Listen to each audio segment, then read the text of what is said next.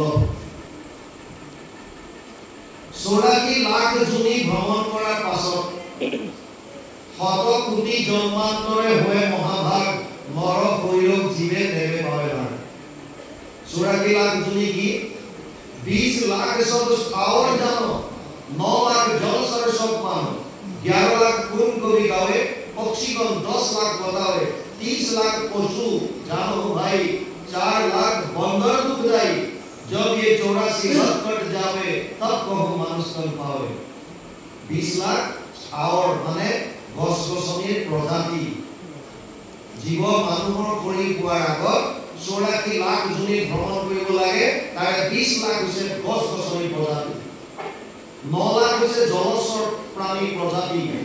29 লাখ 11 লাখ হৈছে কুৰ্মৰ দৰে কাছৰ দৰে পৰিস্থিত জাতীয় প্ৰাণী প্ৰজাতি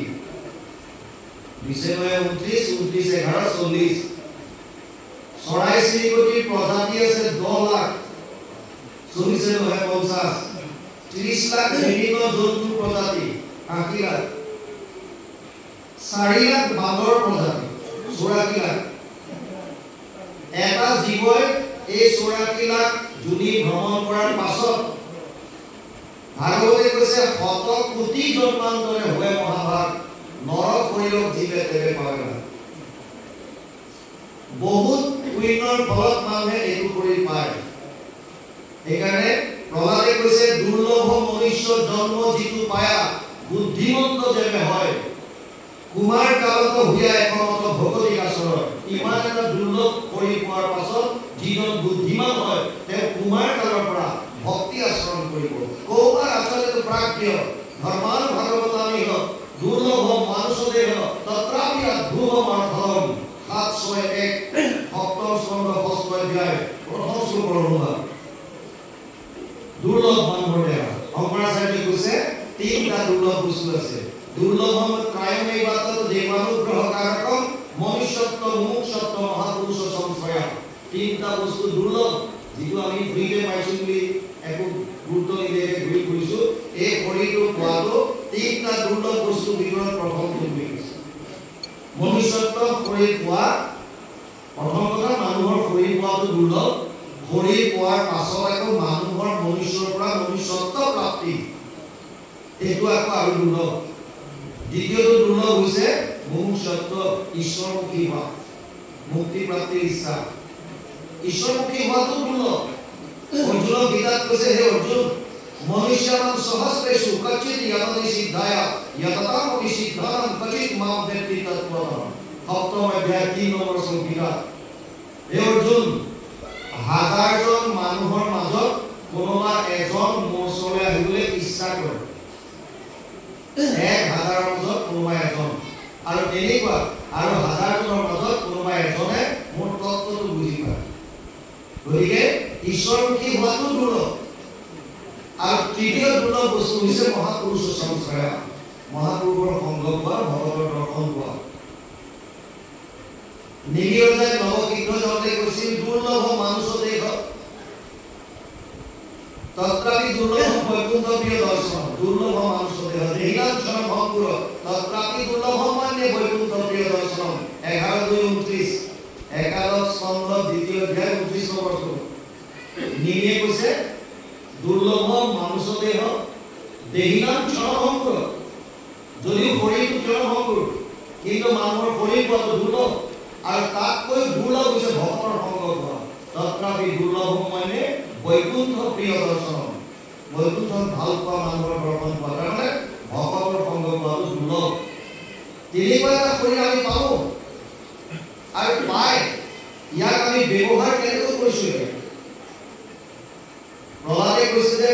কুমাৰ কালৰ পৰা ভক্তি আচৰণ কৰা আপোনালোকে চাওক বজাৰৰ পৰা যেতিয়া এটা ইলেক্ট্ৰনিক্স বস্তু কিনে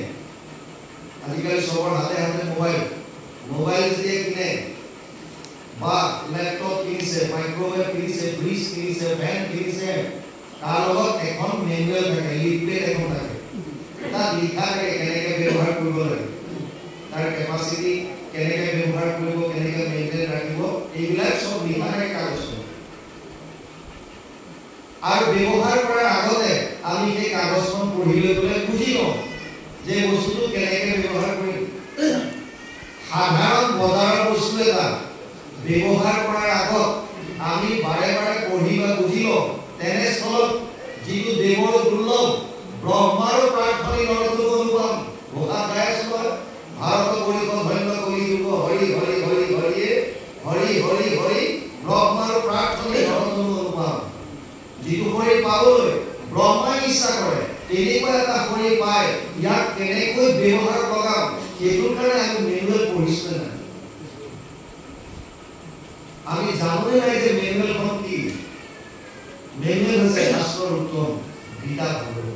শাস্ত্ৰৰ উত্তম কি গীতা ভাগৱত আমাৰ মেনুৱেল কেতিয়া পঢ়িব লাগিব ব্যৱহাৰ কৰাৰ আগত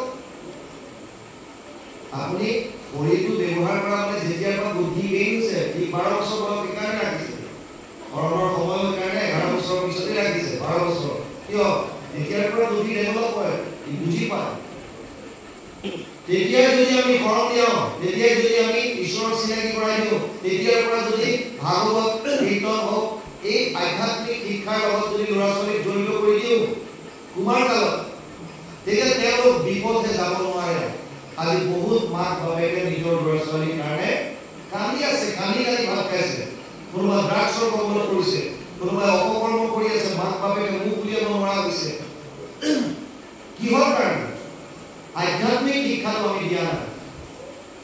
ল'ৰা ছোৱালীৰ কাৰণে 4 ধৰণৰ শিক্ষা আছে প্ৰথম হৈছে নীতি শিক্ষা দ্বিতীয় হৈছে সামাজিক শিক্ষা তৃতীয় হৈছে ব্যৱসায়িক শিক্ষা আৰু চতুৰ্থ হৈছে আধ্যাত্মিক শিক্ষা নীতি শিক্ষা আগতে ফ্ৰী অফ কষ্ট পাইছিল ককা আইতাই গৰম দিনত এনেকুৱা চোতালতে ধাৰি পাতি পাৰি লৈ পেলাই বিভিন্ন সাধু কথাৰ মাজেৰে ল'ৰা ছোৱালীক নীতি জ্ঞান দিছিল কিন্তু বৰ্তমান আমাৰ যৌথ পৰিয়াল নাইকিয়া হৈ গ'ল মই মোৰ পত্নী ল'ৰা ছোৱালী দুটা আমি চাই ধৰো মা দেউতাক এৰি দিলো ককা আইতাৰ মৰম যিসকলে পাইছে কিন্তু ভাগ্যৱান কিন্তু বহুতে ইন জেনেৰেল নাপায় আমি সৰু সৰু হৈ আহিলো আগতে ঘৰবিলাক সৰু আছিল পৰিয়াল বেছি আছিল তাতে আনন্দত আছিল এতিয়া ঘৰবিলাক ডাঙৰ হ'ল মানুহ কমি আহে ঘৰবিলাক ডাঙৰ হ'ল থকা মানুহ নাই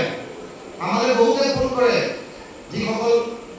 বয়স হৈছে আৰু এটা কথাই কয় অ ভাই কথা পাতিবলৈ লগ নাই সেইকাৰণে ফোন কৰিছোঁ বেয়া নাপাব সংগ বিচাৰে লগ নাই নীতি শিক্ষা ককা আইতাই ল'ৰা ছোৱালীক বিভিন্ন সাধু কথাৰ মাজেৰে কৈছিল যিবিলাক সাধু গছ গছনিয়ে কথা ক'ব পাৰিছিল চৰাই চিৰিকটিয়ে জীৱ জন্তুৱে কথা ক'ব পাৰিছিল সেই সন্তানকেইটা ডাঙৰ হৈ বিনা কাৰণত গছ এজোপা ঘাপ মাৰি কাটি দিব নোৱাৰে 10 বাৰ চিন্তা কৰে গছজোপাৰ প্ৰাণ আছে দেউতাই কৈছিল ককাই কৈছিল আইতাই কৈছিল